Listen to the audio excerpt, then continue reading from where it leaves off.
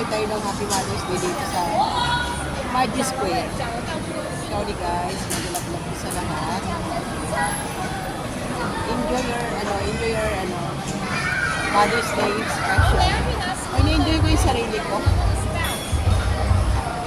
Diba, enjoy ko lang din yung sarili ko.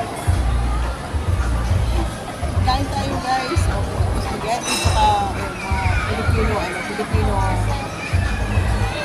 Filipino pagkain.